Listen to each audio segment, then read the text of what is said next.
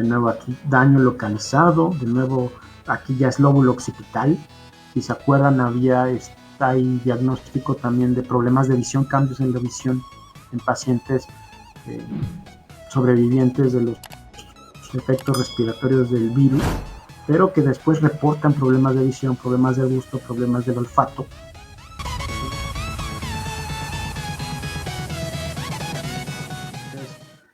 Les decía que este virus pertenece a una enorme familia de virus de tipo corona, debido a que tienen esta estructura parecida, o que los describieron por primera vez decían que parecía una corona, como una corona de un rey, de ahí el nombre.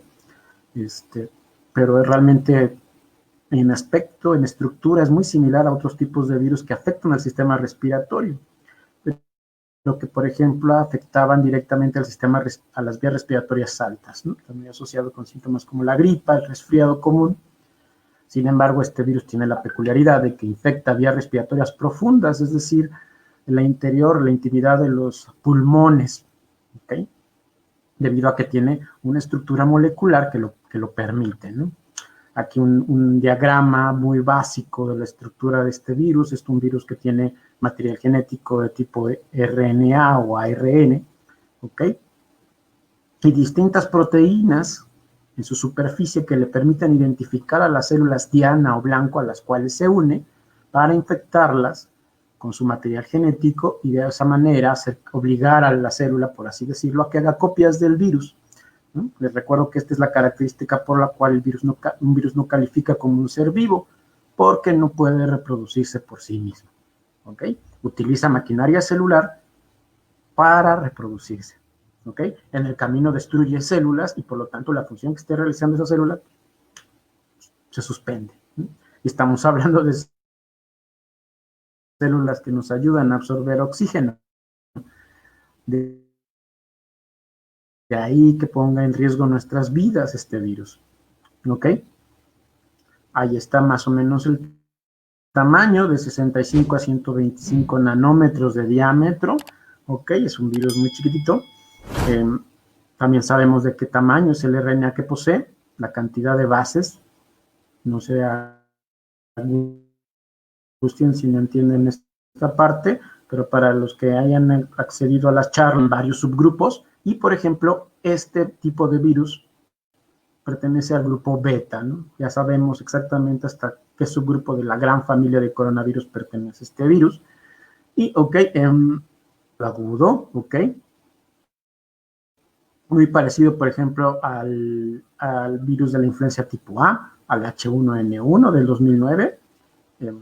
Quizá los que vivimos aquí en México vivimos muy de cerca esta pandemia del H1N1. De hecho, me tocó residir durante mi doctorado en Ciudad de México durante esas fechas, así que viví de primera mano la pandemia, el caso de la influenza de H1N1 en Ciudad de México. Entonces, creo que tal vez por eso no me alarmó tanto estar aquí encerrado, ¿ok? Y también en Medio Oriente, más recientemente hubo otros casos de pandemias de este tipo de virus del sistema respiratorio, ¿no?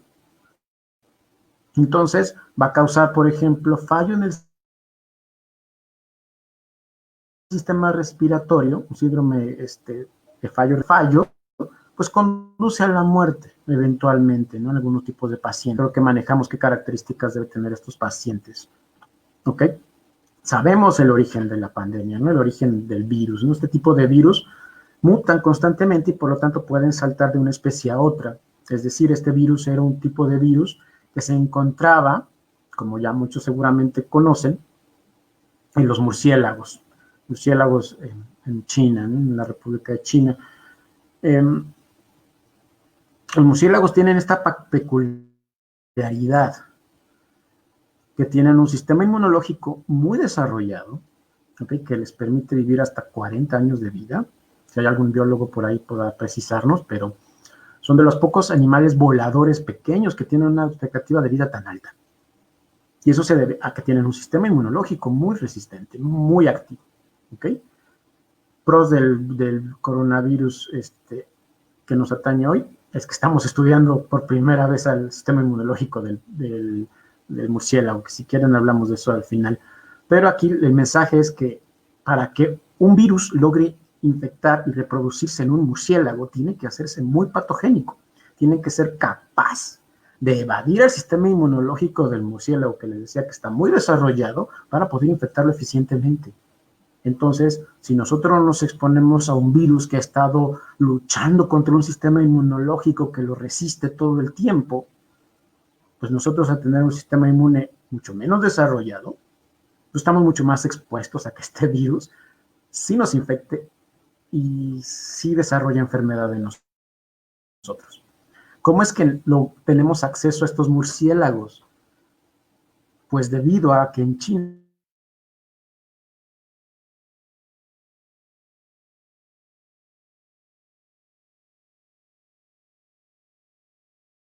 se los comen. ¿Por qué se los comen? O sea,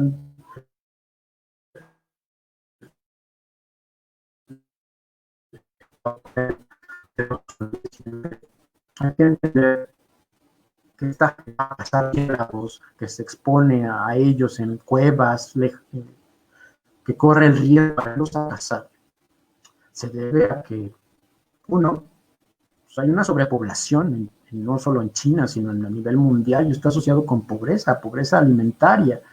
Entonces se ven obligados a tener este recurso alimentario, primero como manera de subsistir directamente y también como negocio para poder adquirir ingresos al vender al murciélago que van a cazar. ¿Ok? Entonces, no echarle la culpa a China y a sus gustos culinarios por la pandemia, sino en realidad a nuestra sobrepoblación y a la pobreza que conlleva la sobrepoblación. Creo que esos son los grandes responsables de la situación en la que vive la humanidad hoy en día. Entonces, tenemos murciélagos que son adquiridos por la persona, son ingeridos y por lo tanto ahora nos convertimos en hospederos, ¿no?, del virus, y somos capaces de transferirlo a otros seres humanos y de ahí generar enfermedad, ¿no?, en algunas personas. ¿Ok? Sabemos muy bien cómo también el murciélago puede infectar a través de su alimentación a otras especies, ¿no?, que se alimenta de otros mamíferos, y estos mamíferos a su vez estar en contacto con nosotros y de ahí infectarnos también. ¿Ok?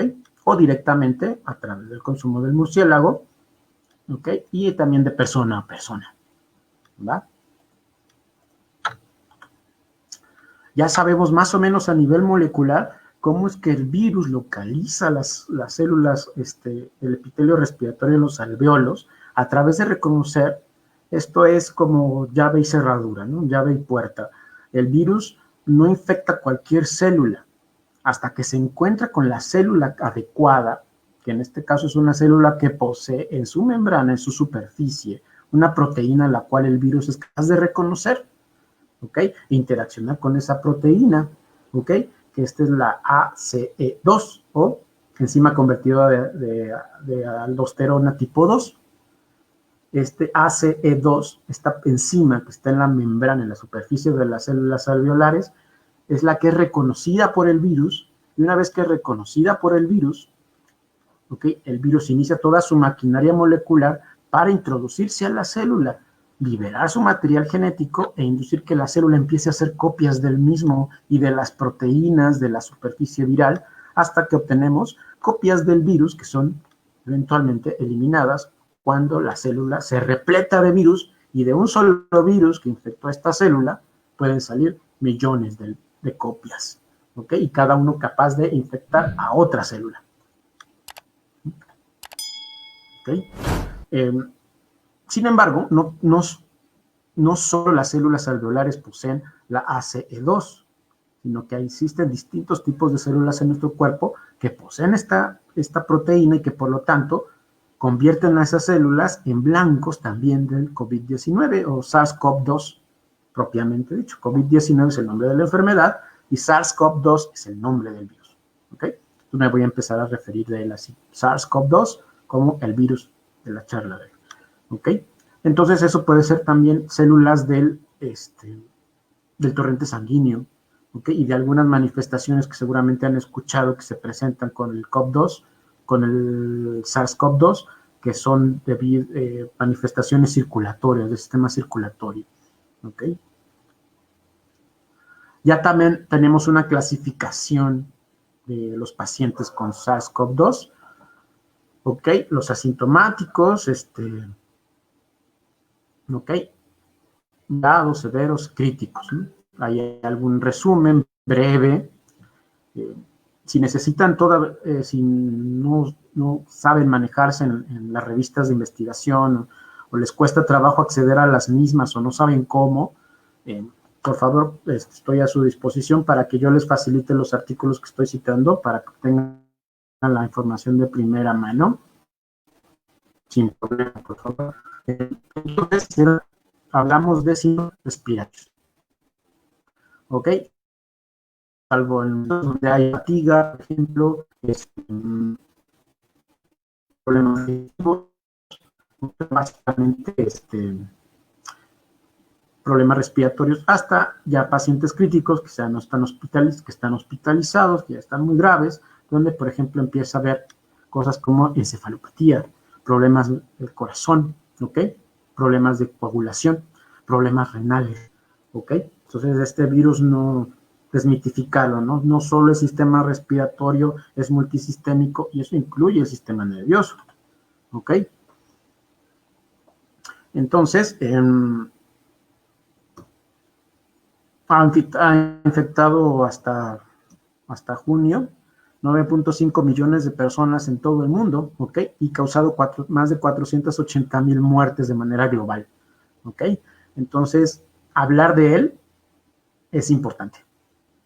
Claro que es importante, no solo se trata de un virus que nos tiene en casa, sino que está matando gente y que está dejando secuelas. También voy a hablar un poquito de esto, ¿no? Que puede sobrevivir a los síntomas respiratorios, pero puede que tenga secuelas, y esas secuelas no solo sean respiratorias, sino neurológicas. ¿Ok? Entonces, cada vez sabemos un poquito más de los síntomas en otros sistemas del cuerpo por parte del virus.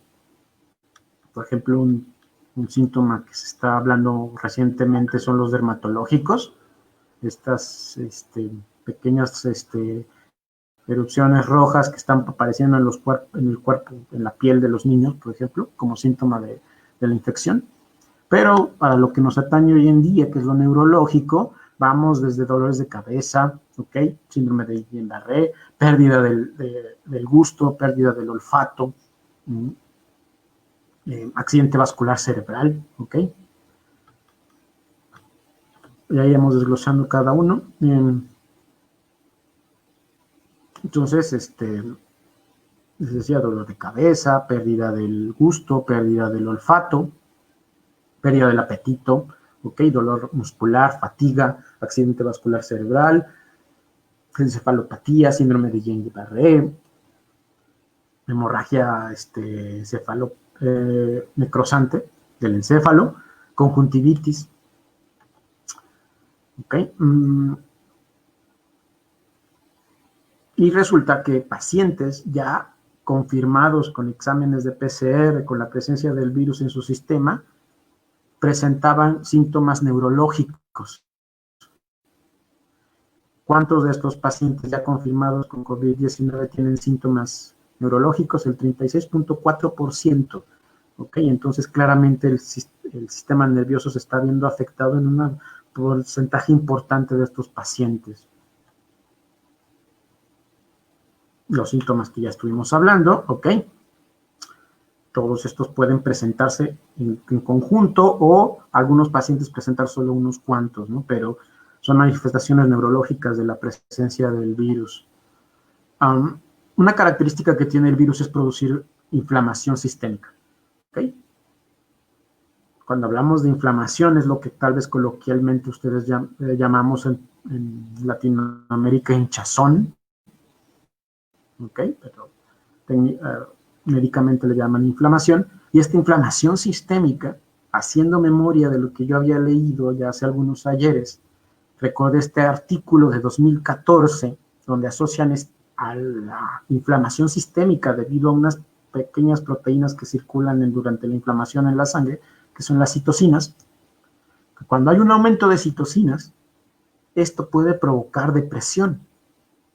¿Okay? Entonces, hablaban de que, por ejemplo, el estrés social, ¿okay?, genera cambios fisiológicos que a su vez generan inflamación y que una característica es el aumento de estas proteínas que llamamos citocinas. Y estas citocinas, a su vez, afectan al cerebro y causan depresión clínica severa, resistente a antidepresivos. ¿Ok? Pues podría ser el mecanismo biológico de la depresión debido a estrés social. ¿Ok? Pero bueno, aquí retomo la parte de las citocinas porque es lo que vamos a ver que aumenta muchísimo en presencia de SARS-CoV-2, las citocinas. ¿Ok? Y si bien muchos artículos todavía hablan de la depresión de los pacientes por SARS-CoV-2 debido a su aislamiento, pues puede ser que tal vez esa depresión que se está reportando en los pacientes no solo sea por el aislamiento, sino que el virus realmente les está causando depresión. Estas citocinas son muchas moléculas, las más importantes aquí están enlistadas: interleucina 6, interleucina 1 beta, interleucina 2, 8, etc. ¿Ok? Factor de necrosis tumoral alfa, ¿ok? Y todas estas aumentan indiscriminadamente en presencia de SARS-CoV-2, ¿ok? En pacientes que presentan COVID-19. ¿Va? Ya demostrado, publicado, ¿ok? Entonces, este aumento en estas proteínas es lo que se llama respuesta hiperinflamatoria, ¿ok? Entonces, pues pareciera que de 2 y 2 son 4, ¿no? Pacientes con depresión y aumento de productos de inflamación como las citocinas. Y ya ha demostrado que hay una relación entre depresión y aumento de las citocinas. ¿Ok? ¿Hay artículos que han demostrado esta hipótesis que presento hoy? No. Vamos a hablar de eso al final de la charla, pero la necesidad de seguir investigando al respecto está de manifiesto. ¿Ok? Poco a poco comenzamos a entender, y este artículo que salió este mes, cómo es que cómo SARS genera este proceso inflamatorio. No es clase, pero vean, aquí está el factor de necrosis tumoral alfa, la interleucina 6, ¿va? El aumento de la producción de interleucinas. Entonces, poco a poco estamos entendiendo al virus, ¿no? Sé que hay mucha gente que está desesperada, que piensan que la producción de una posible vacuna debería ser ya, pero que deben entender que otro tipo de virus llevó décadas entenderlos y generar vacunas, y que ahora no tenemos décadas para hacerlo, tenemos días, semanas, ¿no? Entonces, si bien hay mucha gente en todo el mundo buscando estas respuestas, pues es una labor titánica, muy difícil, compleja, y que no va a ser tan fácil, ¿no? Y que probablemente estemos hablando de que la pandemia no va a solucionarse en el corto, tal vez ni en el mediano plazo. Y hay que entenderlo en base a estos conocimientos, ¿no? Tratar de entenderlo así, que hablamos de procesos complejos que aún no hemos terminado de entender, ¿ok? Pero estamos en el camino y cada vez sacamos más información y cada vez vamos hacia la solución, pero falta mucho aún, ¿ok? ¿Sale? Entonces, por ejemplo, tenemos ya más o menos la ruta de cómo estas citocinas como la interleucina 10 pueden llevarnos a problemas circulatorios, ¿ok? Pero también vamos en camino a entender cómo nos vamos hacia los problemas neurológicos, que es de lo que menos sabemos. Vean ustedes en esta gráfica, en este que habla de tiempo, donde lo dividen en días, ¿ok? Vean ustedes, cuando tenemos una carga viral importante para el diagnóstico del virus, a los 7 días de habernos infectado, ¿no? Entonces, no porque se hayan expuesto a alguien ya detectado con el virus y ustedes salgan negativos, significa que no, definitivamente no necesitan hacerse más pruebas, no forzosamente, ¿no? Puede que necesiten más pruebas para ratificar que en verdad no hay presencia del virus en su sistema, ¿ok? Vean aquí, casi de inmediato en la infección podemos presentar la encefalitis, ¿ok? Síndrome de Guillain-Barré, problemas cerebrovasculares, ¿ok? Entonces, los síntomas neurológicos pueden presentarse casi de inmediato. ¿Okay? Vean, por ejemplo, aquí tenemos daño, encefalitis con daño en el lóbulo temporal, ¿ok? Daño en el hipotálamo, algunas características del daño neurológico por COVID-19 en pacientes que se han recuperado de la infección respiratoria y han salido de los hospitales, presentan daño neurológico como pérdida de memoria. Seguramente en alguna de las charlas de hoy se habrá expuesto como al hipocampo como un centro de memoria, ¿ok? Como el inicio de la formación de la memoria en el cerebro. Entonces aquí se ve en la imagen como hay un daño en esta área del cerebro asociada a la memoria, ¿no? Entonces parece que el virus puede dañar el cerebro y dependiendo de la zona del cerebro dañada, explicar los síntomas que presentan los pacientes. ¿Okay? De nuevo aquí, el lóbulo temporal, hay un daño. ¿Okay? También el cambio, por ejemplo, en la imagen, en la coloración de la imagen se debe a la inflamación de todo el tejido. Entonces, si se dan cuenta, el color cambia, ¿no? Aquí hay un daño, vean aquí la zona es más clara, y ven aquí todo el cerebro se ve más claro, y es debido a la inflamación que presenta aquí todo el tejido. Esto es un caso de encefalitis. De nuevo aquí, daño localizado, de nuevo aquí ya es lóbulo occipital.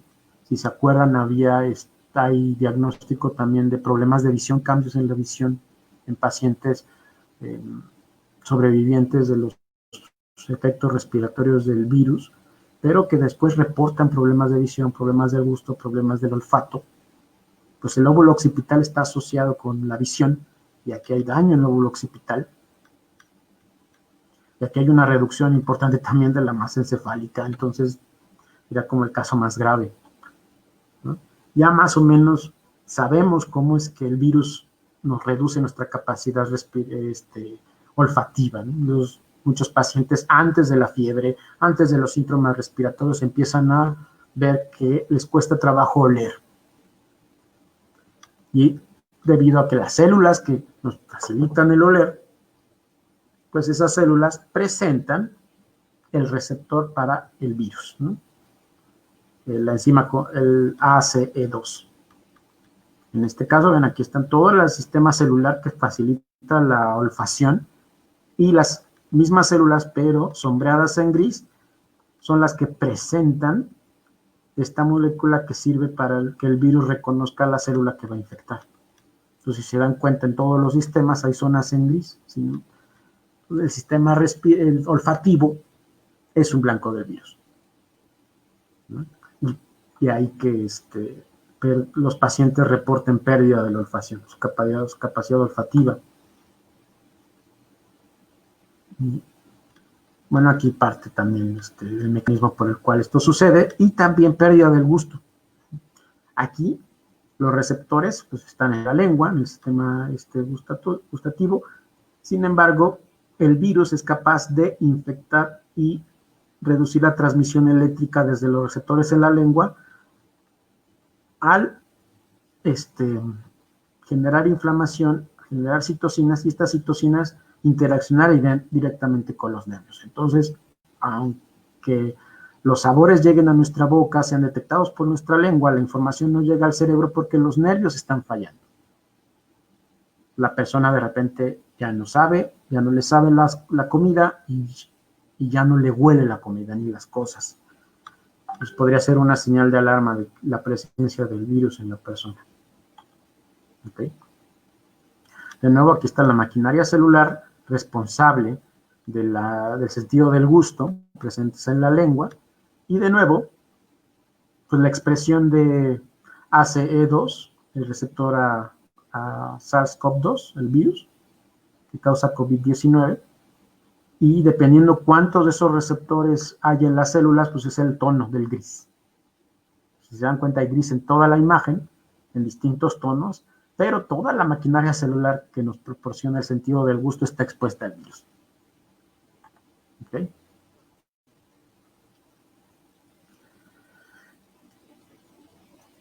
Aún hemos rascado la superficie apenas. Hay pocas todavía investigaciones al respecto del efecto neurológico del SARS-CoV-2. Hasta ahorita solo hay un estudio que describe perfectamente la presencia del virus en líquido cefalorraquídeo en un solo paciente en China. Estudio post-mortem, ¿ok? Paciente con daño neurológico, daño cognitivo, después de los síntomas respiratorios, fallece, le miden presencia del virus en líquido cefalorraquídeo y sale positivo. Es decir, los síntomas neurológicos que presentó, el daño cognitivo que presentó, muy probablemente es debido a la presencia del virus en el sistema nervioso. Les decía, solo hay un estudio que describe a un solo paciente, entonces falta mucho todavía por seguir estudiando, ¿no?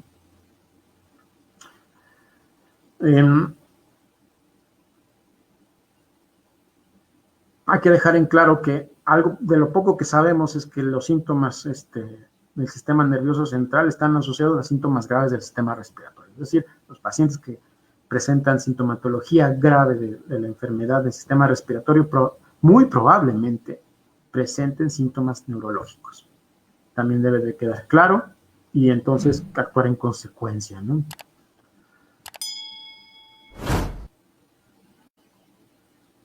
Y eso puede generar incluso daño cognitivo, ¿no? Cambios del estado mental, pérdida de memoria, etcétera. Un tipo de demencia podríamos llamarle, ¿no? Con pinzas el término, ¿no? Pero los pacientes no son los mismos una vez que se recuperan de la enfermedad respiratoria, ¿no? El daño neurológico provoca daño cognitivo y entonces la persona cambia su personalidad, ¿no?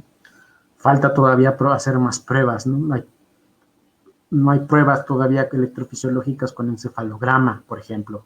Todavía falta seguir midiendo la presencia del virus en el líquido cefalorraquídeo de estos pacientes. Aún hay mucho que investigar. Y todos los artículos al respecto insisten en lo mismo, ¿no? Estamos rascando la superficie, aún hay muchas más preguntas que respuestas, pero se sigue investigando, ¿no? Por todo el mundo.